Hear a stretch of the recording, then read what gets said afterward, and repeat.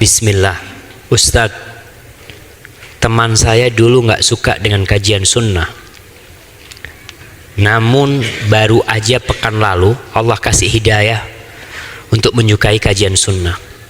Malam kemarin dia naik motor menuju Bandung untuk ikut kajian Ustadz Syafiq, dan di tengah jalan kecelakaan dan meninggal dunia. Yarhamuhullah. Mudah-mudahan jamaah itu salah satu bentuk rahmat Allah kepada dia. Antum ingat dengan seorang yang membunuh 100 nyawa. Dia membunuh 100 nyawa. Kemudian pada akhirnya dia bertemu dengan sosok orang alim yang memberikan petunjuk kepada dia agar dia bertobat. Tapi dengan catatan dia harus meninggalkan tempat tinggal dia. Dan dia pindah, meninggalkan kampung halamannya. Belum sempat berbuat kebajikan sama sekali. Di tengah jalan dia mati. Dan Allah dekatkan dia dari kampung yang baik. Lalu Allah mengampuni dosanya dan dia masuk surga Allah Subhanahu wa taala.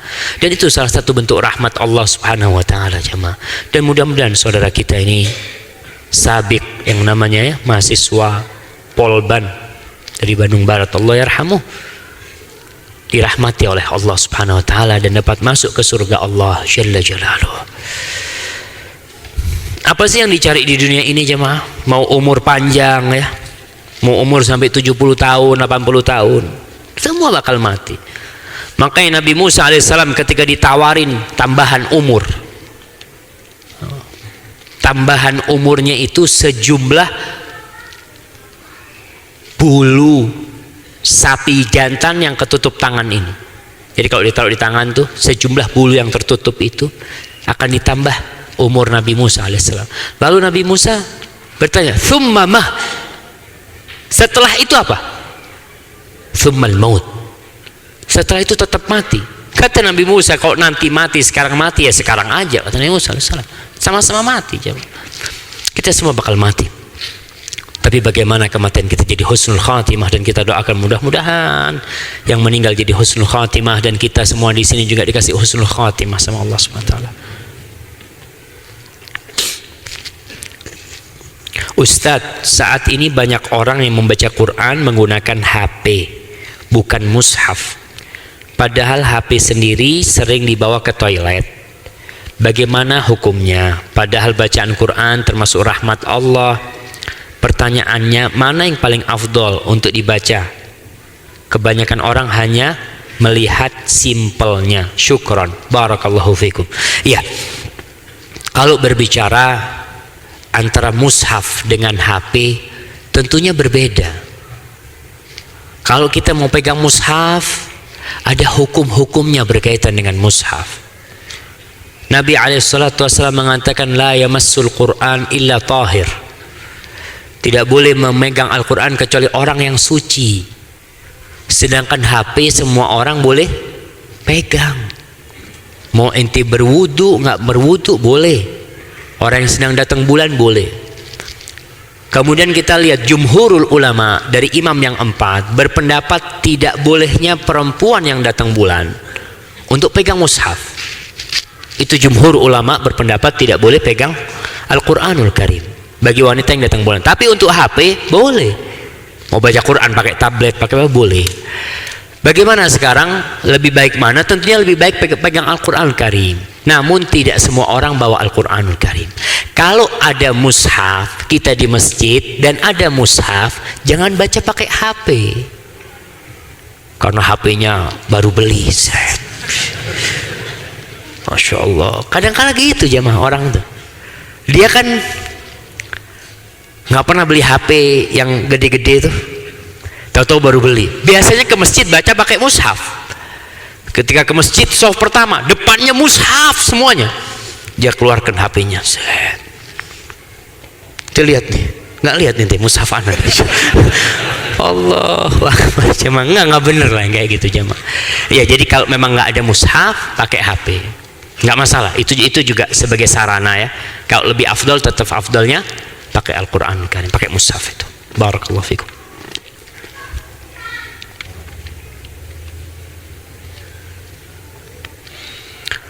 Assalamualaikum, jika kita menemukan kumpulan semut di tempat yang kita tidak sukai atau di tempat yang kita ingin bersihkan, apa kita harus lakukan? Apa yang harus kita lakukan tanpa membunuh semut-semut tersebut?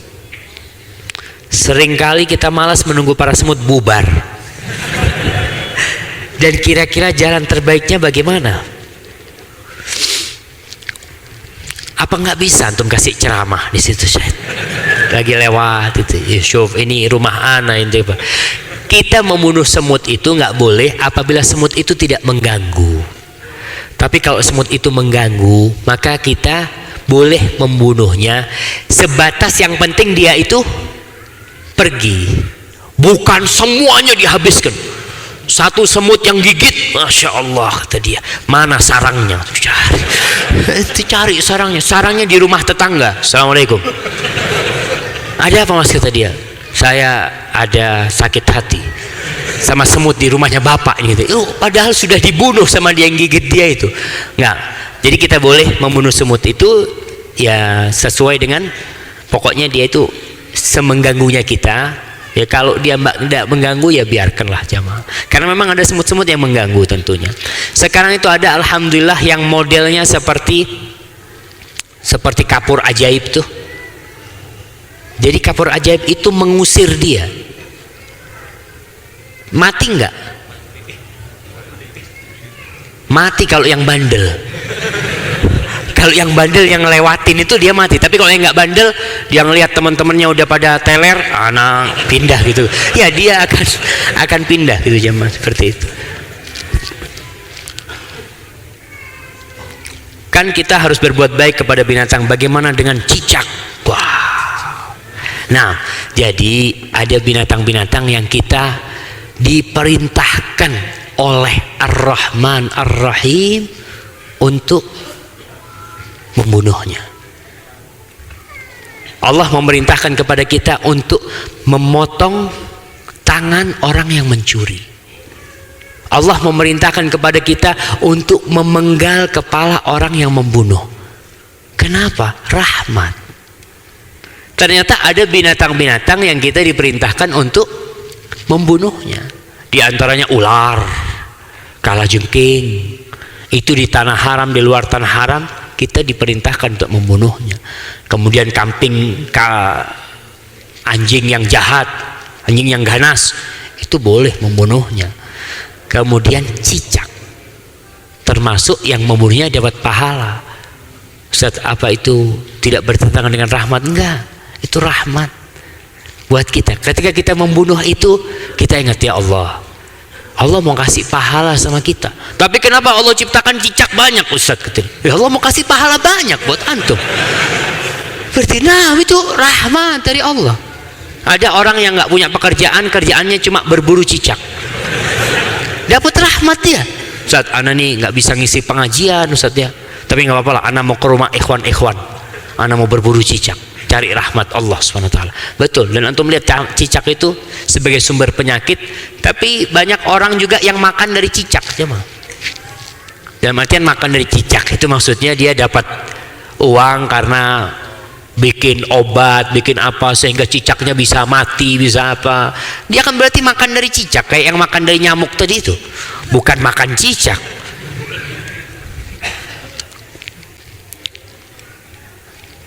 Ustaz, apa ciri-ciri atau tanda-tanda rahmat Allah dicabut? Karena ketika rahmat Allah dicabut bisa berupa kesenangan atau musibah. Jadi bagaimana kita memastikan bahwa rahmat Allah itu dicabut? Jazakallah khairan. Masya Allah, bagus pertanyaan ini. Betul. Kita tahu dari mana, Ustaz?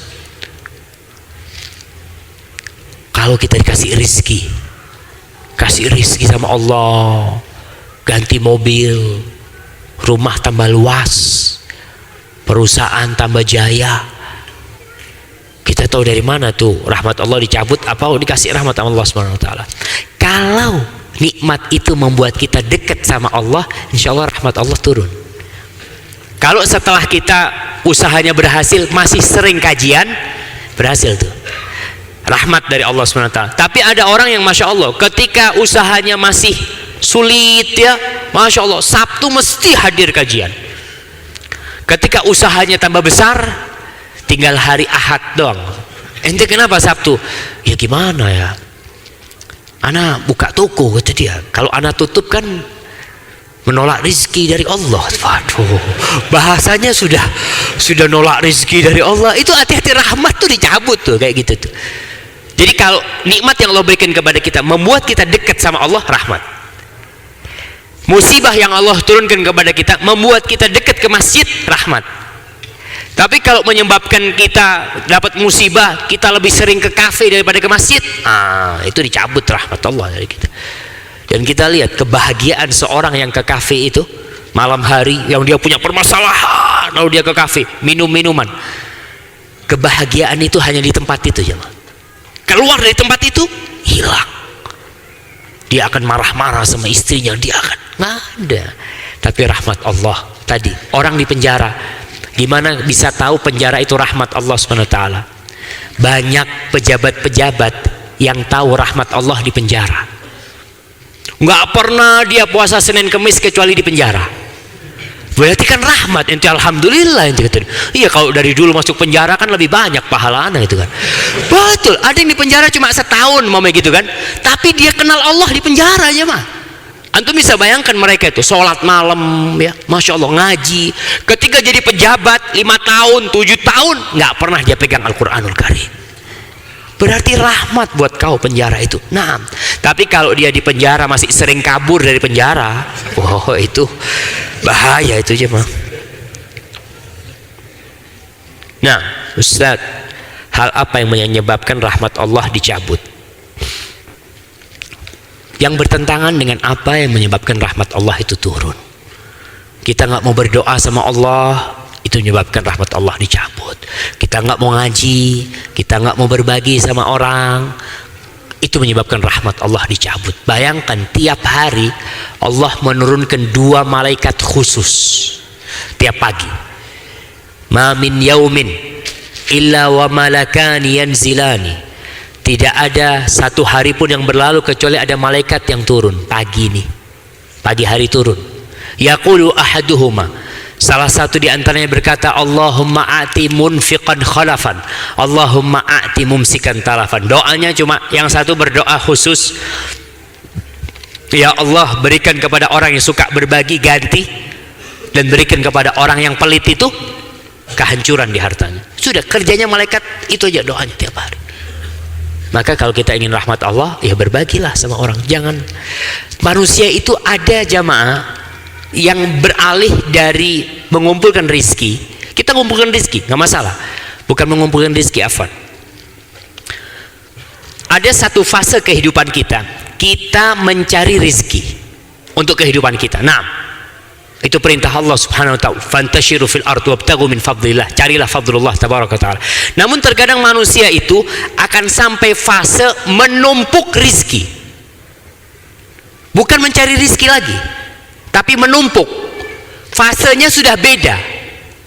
Jadi pada waktu yang biasanya dia itu cari rizki, dapat, dia makan, kemudian dia buat yang bermanfaat, sudah, dia udah cukup tuh semua. Fasenya sekarang numpuk, kerjanya cuma ngitung duit, kerjanya set, tumpuk, dibuka lemari besinya sambil duduk dari jauh dilihat, Masya Allah udah banyak tuh, udah masuk. Dan ada orang-orang yang kerjanya nggak numpuk duit, tapi selalu lihat saldo, set, saldo berapa saldonya di ATM, oh sekian, kurang banyak masih, itu Masya Allah. Sampai marah seperti itu. Hati-hati, rahmat Allah kadang-kadang dicabut udah. Karena kita, yang ada di benak kita adalah numpuk, dan belum tentu itu rizki kita loh, belum tentu. Para ulama mengatakan ar-rizqu ma yanfa'uka, rizkimu adalah yang bermanfaat buat engkau, itu rizkimu. Tapi kalau uang yang kau tumpuk belum tentu rizkimu. Bisa jadi udah dikumpulin, udah ngumpul nih 2 miliar, dikunci, sore mati orangnya, selesai rizkimu? Enggak. Bukan rizkimu, rizkimu yang bermanfaat dengan engkau. Jadi tadi kalau kita lihat, kita rizki yang kita dapatkan itu membuat kita dekat sama Allah ya, Masya Allah. Itu insya Allah salah satu bentuk rahmat Allah kepada kita.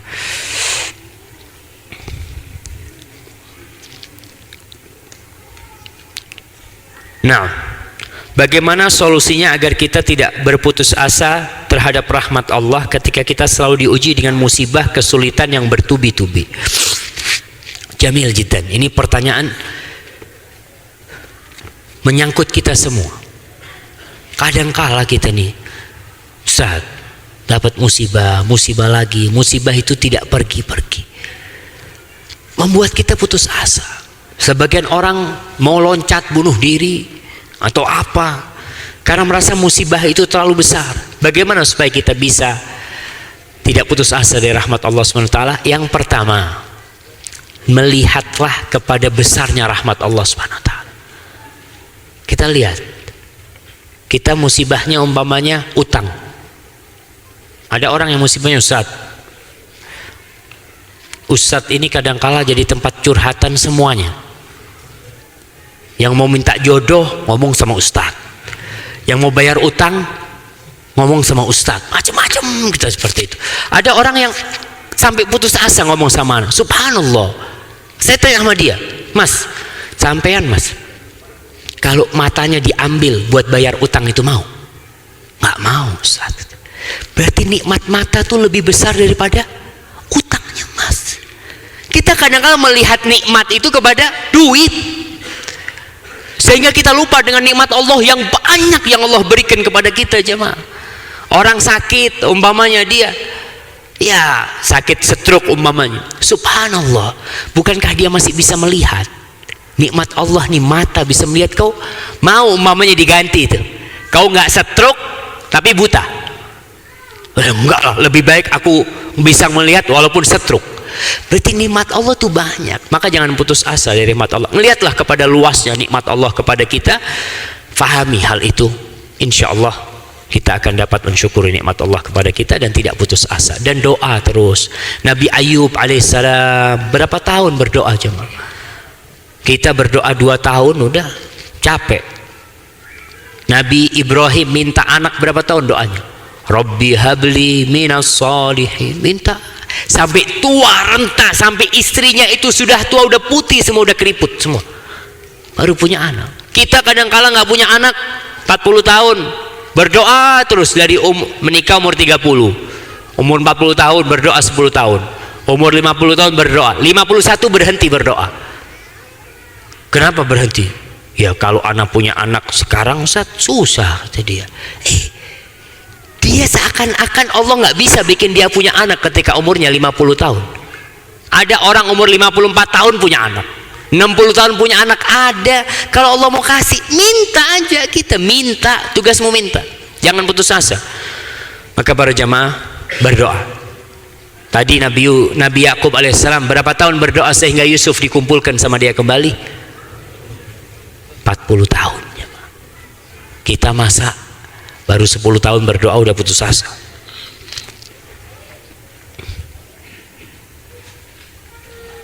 Nah, katanya dalam Al-Quran kita bisa masuk surga karena Allah, bukan karena amal kita. Tapi Allah juga menyuruh kita beramal soleh. Mohon penjelasannya Ustaz. Barakallahu fikum. Begini jamaah, seorang hamba itu akan masuk surga dengan rahmat Allah. Amalan kita itu mengantarkan menjadi penyebab rahmat Allah. Jadi amal soleh kita itu sarana untuk mendapatkan rahmat Allah SWT, bukan pengganti. Soalnya kalau mau diganti nggak masuk jamaah. Orang bekerja lah sekarang ya. Ana mau kasih contoh. Antum punya mobil. Antum punya mobil tahun 84. Udah jelek mobil antum tuh. Antum punya teman. Antum kerja sama teman itu. Tiap hari digaji 100.000. Tiap hari digaji 100.000. Suatu hari antum datang kepada dia. Bang, mobil ana bang ini bang, gantilah sama bang. Mobil dia mau minta ganti sama apa, kata bosnya? Ambil kau alatnya tuh, bawa pulang. Kau taruh mobilmu di sini. Apakah mobil itu sebagai pengganti? Apa sebanding untuk menggantikan mobil yang mewah? Nggak sebanding. Terus kenapa kok dikasih? Kan karena kasih sayang dia kepada orang itu. Dikasih. Jamaah, kita ini sholat dengan nikmat dari Allah. Kita rukuk dengan nikmat dari Allah. Kita sedekah dengan nikmat dari Allah. Kita haji dengan nikmat dari Allah. Semua kita lakukan dengan nikmat sama Allah SWT. Lalu apakah pantas yang kita amalkan selama 70 tahun saja menggantikan surga yang luasnya seluas langit dan bumi, kemudian selama-lamanya? Nggak sebanding, jamaah. Orang di dunia aja bekerja untuk mendapatkan uang yang banyak dari pagi sampai sore. Ada orang bekerja dari pagi sampai sore dapat 50.000. Sebanding kata dia? Ya sebanding, Ustaz, kerjaan kayak gitu.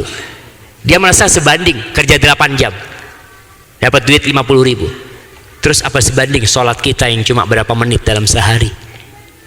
Itu menggantikan surga Allah SWT. Jadi amal soleh itu sebab mendapatkan rahmat Allah, sebab masuk surga. Tapi amal soleh itu bukan pengganti surga Allah Subhanahu wa ta'ala. Nah, Ustaz, apa tanda konkret orang yang diberi rahmat Allah? Udah selesai itu tadi. Ustaz, apakah ketika orang yang bertolabul ilim bukan karena mengharap ridha Allah, tetapi datang karena ada idola, apakah rahmat Allah akan turun kepadanya? Ketika datang ke tempat ini, tetap niatnya harus lillahi ta'ala. Kalau hubungannya karena ustadznya fulan, ana seneng dengan apa yang disampaikan umpamanya, nggak masalah, tapi tetap tujuannya lillahi ta'ala. Apa tujuan lillahi ta'ala itu?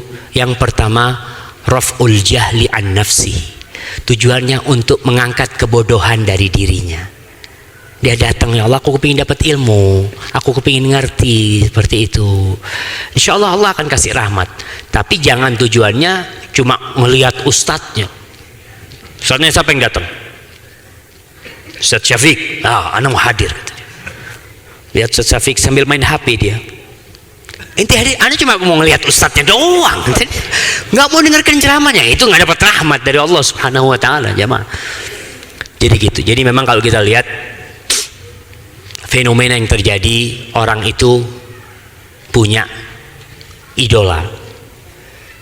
Ingat, jangan menjadikan ustadz idola. Kata Ibnu Mas'ud radhiyallahu ta'ala anhu, man kana mustannan falyastanna biman qad mat. Barang siapa yang ingin cari idola, yang ingin cari petunjuk, dari suri tauladan, hendaklah dia mencontoh orang-orang yang sudah mati. Fa innal hayya la tu'man alaihil fitnah. Orang yang masih hidup itu dia tidak aman dari fitnah Allah Subhanahu wa ta'ala. Allah nas'alullah an yuthabbitana ala dini. Kita minta sama Allah supaya Allah menetapkan kita di atas agamanya. Baca doa Rabbana la tuzigh qulubana ba'da idh hadaitana wa hab lana min ladunka rahmah. Ini doanya. Rabbana, wahai Rabb kami, jangan kau palingkan, kau condongkan hati kami kepada kesesatan setelah engkau berikan kepada hidayah kepada kami. Wa hab lana min ladunka rahmah, dan berikan kepada kami dari dirimu rahmat. Innaka antal wahhab, engkau maha memberi. Minta rahmat Allah Subhanahu wa ta'ala. Kenapa kalau kita idolakan ustadz-ustadz, ya kita harapan ustadz-ustadz kita semuanya dijaga sama Allah Subhanahu wa ta'ala. Ustadz-ustadz yang sudah senior, ya, di Bandung ada Ustadz Abu Haidar, di Jakarta ada Ustadz Yazid, Ustadz Hakim, ya ustadz-ustadz kita yang semoga Allah menjaga mereka semuanya. Kita harapan mereka semua husnul khatimah, dan yang muda-muda semua husnul khatimah. Tapi nggak tahu, jamaah, pernah di Saudi sana ada, kalau nggak salah, Abdurrahman Al-Qasimi. Al-Qasimi, dia punya nisbat. Dia sekolah di Mesir. Dia termasuk yang pinter mahasiswa di Al-Azhar. Dia suka mengkritisi gurunya. Akhirnya sampai ribut tentang masalah tauhid dan syirik. Akhirnya dia di DO, dari perguruan tinggi itu. Dia akhirnya menulis sebuah kitab, Sira' baina at-tauhid wa syirik seperti judulnya, nah lupa. Pertarungan antara tauhid dan kesyirikan, itu yang dia tulis di sana. 3 jilid kalau nggak salah bukunya itu. 1000 berapa halaman kitab itu. Masya Allah, bukunya itu indah sekali. Bahkan di mana-mana bukunya dibaca. Sampai disebutkan Imam Masjidil Haram itu menyebutkan nama dia dan bukunya. Seakan-akan dia sebutkan fulan ini dengan kitabnya sudah beli tiket masuk surga aja. Karena indahnya buku tentang pembelaan kepada la ilaha illallah dalam kitab itu. Dapat berapa tahun sebelum dia mati? Mati dalam kondisi mulhid, dia nggak percaya sama Allah Subhanahu wa taala. Allahu Akbar. Maka kita nggak tahu, makanya antum kalau mau cari idola, idolakanlah orang-orang yang sudah meninggal dunia. Idolakan sahabat-sahabat Nabi. Idolakan Mus'ab bin Umair. Idolakan Abu Bakar Siddiq, Umar bin Khattab. Kalau yang hidup kayak gini jamaah, wallah nas'alullah husnul khatimah. Kita minta kepada Allah husnul khatimah.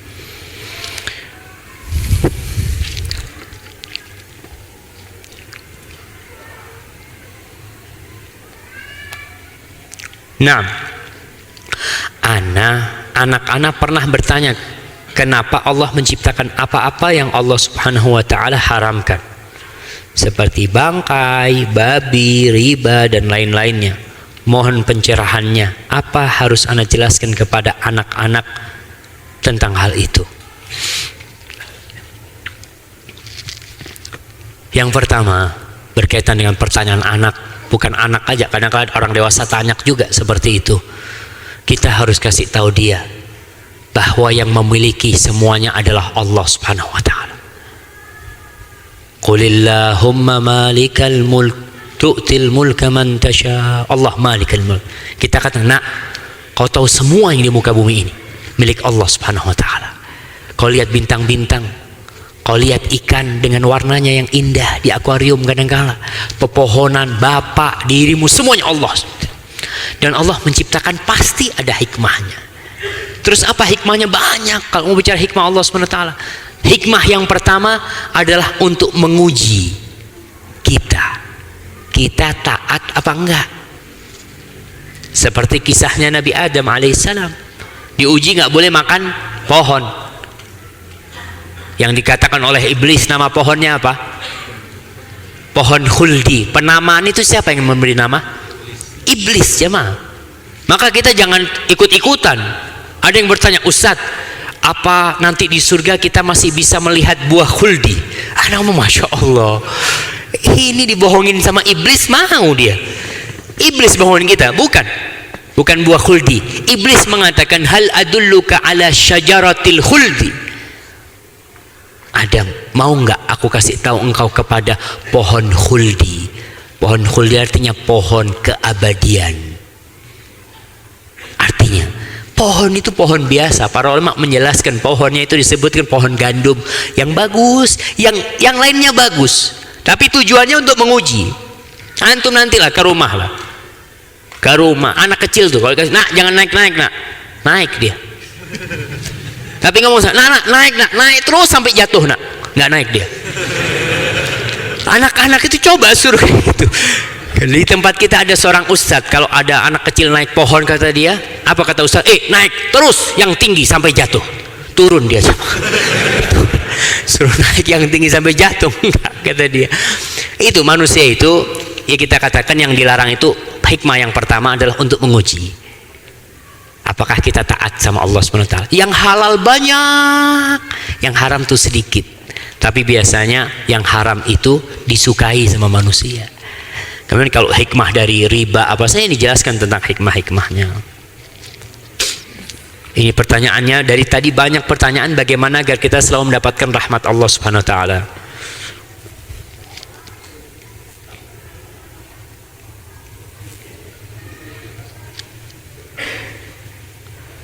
Jika membaca Al-Quran, sholat wajib, sunnah, dan amalan yang lain saya lakukan, namun tidak ada rasa kedekatan antara saya dengan Allah, rasanya biasa-biasa saja, Ustadz. Tidak ada kenikmatan yang biasa yang bisa saya nikmatin. Dapat itu rahmat dicabut. Apakah itu rahmat dicabut oleh Allah SWT? Mohon solusinya. Iya jemaah, banyak di antara kita yang sudah lama jadi orang Islam, tapi tidak merasakan indahnya jadi orang Islam. Biasa-biasa aja, nggak ada sesuatu yang wah gitu diri kita. Ternyata penyakitnya di diri kita. Allah Subhanahu wa ta'ala bisa menjadikan semua orang ini muslim, bisa. Walau syaa Allah la ja'alan nasa ummatan wahidah. Kalau Allah mau, Allah bisa jadikan semua manusia itu umat yang satu, muslim. Tapi Allah tidak mau hubungan hamba dengan Allah itu karena keterpaksaan. Dipaksa. Seperti seorang polisi yang memaksa orang-orang untuk latihan, mamanya. Tentara memaksa anak buahnya untuk latihan. Kalau terpaksa nggak nyaman. Makanya di dalam Islam itu la ikraha fid din, nggak ada paksaan dalam beragama, enggak. Allah ingin hubungan hamba dengan pencipta itu berdasarkan cinta dan kasih sayang. Allah mensifatin orang-orang yang beriman, yuhibbuhum wa yuhibbuna. Mereka cinta kepada Allah dan Allah cinta kepada mereka. Walladzina amanu asyaddu hubban lillah. Dan orang-orang yang beriman, kecintaannya itu sangat besar kepada Allah, lebih besar daripada kecintaan orang musyrik kepada Tuhan-Tuhan mereka. Makanya kita tidak akan bisa merasakan jadi orang Islam, nikmatnya jadi orang Islam ini, kecuali dengan cinta. Nabi SAW bersabda, thalathun man kunna fih wajada bihinna halawatal iman. Ada 3 hal yang apabila 3 hal ini ada di diri hamba, niscaya dengan 3 hal itu dia akan merasakan manisnya beriman, manisnya sholat. Sholat itu seperti Nabi SAW sholat. Nabi mengatakan kepada Bilal apa? Ya Bilal, arihna bis sholah. Wahai Bilal, bikin kita beristirahat dengan sholat. Kebanyakan orang kalau selesai sholat baru istirahat. Oh, alhamdulillah sudah sholat saya. Seakan-akan sholat itu beban yang ada di diri dia. Ketika masuk waktu sholat lagi, beban itu datang lagi buat dia. Aduh, sholat. Kenapa? Iya, kalau sudah sholat tuh kayak nggak ada beban di diri kita. Karena buat dia jadi beban. Maka orang yang seperti ini tidak akan merasakan nikmatnya sholat itu sendiri. Ketika dia sholat, yang ada di harapannya, bagaimana imamnya bacaannya nggak panjang. Imamnya baca, Tabarakalladzi biyadihil mulku wa huwa ala kulli syai'in qadir. Aduh, panjang banget. Kan nggak nikmat kita, karena kita tujuannya datang ke masjid, selesai. Kalau ingin merasakan nikmat itu, yang pertama kata Rasulullah SAW, ayyakunallah wa rasuluhu ahabba ilaihi mimma siwahuma. Dia menjadikan Allah dan Rasulnya lebih dia cintai dari segala-galanya. Dia mencintai Allah dan Rasulnya lebih dari istri dia sendiri, lebih dari jiwa dia sendiri, lebih dari apa aja yang ada di muka bumi ini. Kalau kita sudah melakukan itu, kita baru akan merasakan gimana. Kita ngelihat bagaimana orang yang senang dekat sama pejabat, dia kemana-mana dampingin pejabat ya, atau sama orang kaya lah. Ditanya, ente mau ke rumahnya Fulan, kata dia. Ente kok seneng banget ke rumah Fulan ya? Ya gimana nggak seneng anak ke sana, kata dia. Anak kalau ke tempat dia itu pulang mesti bawa duit, kata dia. Dikasih duit, makan enak. Di sini dia merasakan berangkatnya dia ke rumah Fulan suatu kenikmatan, bukan beban. Tapi coba dia berangkat ke rumahnya Fulan karena perintah, ente ke sini. Aduh, kata dia, capek ini itu. Tapi ketika dia lihat, enggak, orang ini orang baik, yang bikinkan rumah anak dia, kemudian yang menyekolahkan anak-anak semuanya dia, kemudian yang tiap bulan memberikan santunan kepada dia, terus ente ke rumah dia, ya seneng lah anak sama dia, cinta sama dia. Maka coba tumbuhkan cinta kepada Allah SWT. Jadikan Allah lebih kita cintai daripada tempat kerja kita. Ketika azan dikumandangkan hayya 'alas shalah, hayya 'alal falah, Ya Allah. Sehingga orang yang beriman itu hatinya bergantung di mana? Di masjid, jemaah. Bukan di pasar. Tubuh dia silahkan. Tubuh dia di mana saja berada. Dia di pasar, dia di tempat kerjanya, dia di jalan, tapi hatinya bergantung di masjid. Sehingga ketika dia ke masjid itu dia mendatangi hatinya. Antum bagaimana ketika mendatangi kekasih antum? Dari jauh kelihatan, ya Allah. Mulai masuk masjid, dengan kaki kanan kita masuk, buka pintu masjid, bismillah, dengan nama Allah. Allah lagi yang disebut. Wassalatu wassalam ala rasul. Nabinya diingat, salawat buat Nabi. Allahumma, Allah lagi disebut. Iftahli abwaba rahmatik. Baru kita akan merasakan. Ada orang minta-minta sama kita, kita butuh sama fulus itu. Tapi ana minta duit ini nanti ana dapatkan di padang mahsyar nanti. Fadol nanti. Ya Allah, mudah-mudahan tuh duitku ada di padang mahsyar nanti. Ya Allah. Allah dan Rasul terus dalam kehidupan dia. Jalan naik mobil Allah yang diingat, turun mobil Allah, makan bismillah, selesai makan yang diingat Allah lagi, mau tidur Allah yang semuanya Allah subhanahu wa ta'ala, karena kita adalah Abdullah. Yang kedua, wa ayyuhibbal mar'a la yuhibbuhu illa lillah. Dia tidak cinta kepada orang kecuali karena Allah. Ini sebagai pelengkap dari yang pertama. Dia cinta sama istrinya karena Allah. Istri cinta kepada suaminya karena Allah juga. Ketika suaminya tidak taat, ketika suaminya melakukan tindakan-tindakan yang tidak benar, yang diharamkan oleh syariat, dia lebih memilih berpisah daripada dengan suaminya, daripada anak harus kumpul dengan engkau. Aku lebih cinta kepada Allah. Ingat seperti itu.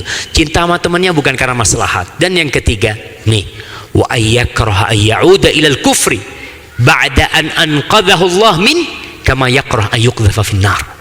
Dia benci, masalah hati lagi, untuk jadi orang kafir. Dia benci untuk jadi orang murtad, keluar dari Islam setelah Allah menyelamatkan dia dari kekafiran itu, seperti kebencian dia untuk masuk neraka. Banyak di antara orang Islam yang siap menjual imannya dengan duit. Dia siap kerja, umpamanya kau boleh kerja di sini tapi nggak boleh sholat. Gaji berapa pak? Tanya gaji berapa? Gaji 3 juta. Oh ya nggak apa-apa, dia jual tuh. Dan kita lihat bagaimana orang ketika sudah imannya ya merasuk ke dalam hatinya, dia benci untuk jadi kufur, yang azab jadi nikmat. Antum lihat Bilal bin Rabah ketika disiksa di terik matahari yang panas, diseret sama anak-anak, dikasih batu di dadanya, dia mengatakan ahadun ahad. Ahad, Allah tuh esa, kata dia. Istrinya Fir'aun ketika disiksa oleh Fir'aun, dipaksa keluar dari agama Allah subhanahu wa ta'ala, apa doa dia? Rabbi, Robnya yang diingat. Dia mau disiksa, mau diapain terserah. Rabbi ibnili indaka baitan fil jannah. Semuanya Allah yang, ya Allah, aku tolong kau bangunkan buat aku di sisimu rumah di surga Allah subhanahu wa ta'ala. Tapi kita kadang-kala tadi kita lebih ke dunia. Kita ya harus belajar lebih dalam lagi tentang rahmat Allah subhanahu wa ta'ala. Pelajari lagi, belajar tentang asmaul husna. Insya Allah itu akan membuat kita lebih mencintai Allah subhanahu wa ta'ala. Mungkinkah memperoleh rahmat Allah tanpa melakukan cara-cara yang sudah diuraikan tadi? Mungkin, jamaah. Mungkin nggak? Nggak mungkin, ya.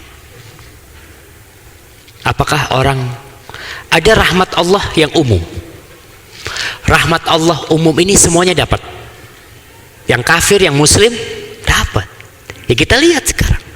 Orang-orang kafir sehat, apa dikasih apa, secara dunia nikmat kita lihat mereka itu dapat.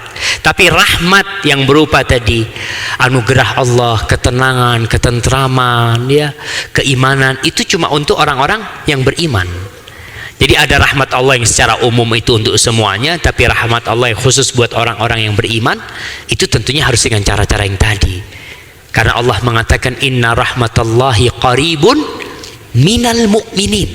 Rahmat Allah itu dekat terhadap untuk orang-orang yang beriman. Seperti itu. Tapi yang jelas tadi yang sampaikan terakhir, bahwasanya semua amal kebajikan kita insya Allah mendekatkan dia kepada rahmat Allah Jalla Jalaluhu. Ma'asyiral muslimin rahimakumullah, semoga ini masih banyak pertanyaan, tapi di sini tertulis intahal waqt. Di sini tertulis waktunya tinggal 15 menit. Yang mana yang benar nih Ustaz? Hah? Tapi udah habis waktunya jamaah. Alhamdulillah, ana bersyukur bisa berjumpa dengan antum di sini. Semoga kita yang berkumpul di sini diampuni dosa-dosanya, dirahmati oleh Allah Subhanahu wa taala, dan jangan lupa untuk mendoakan saudara-saudara kita di berbagai negeri, di Suriah sana ya, di berbagai negeri-negeri yang memang Allah memberikan cobaan kepada mereka, agar Allah menurunkan rahmatnya kepada mereka, dan itu juga rahmat Allah buat kita, supaya kita tahu betapa besarnya nikmat keamanan ya, nikmat ilmu, nikmat ngaji. Mereka mau ngaji nggak bisa, mereka mau beribadah tenang nggak bisa. Semoga kita menjadi hamba-hamba Allah yang pandai bersyukur. Apabila benar yang Anda sampaikan itu dari Allah, kalau ada yang salah dan kurang berkenan,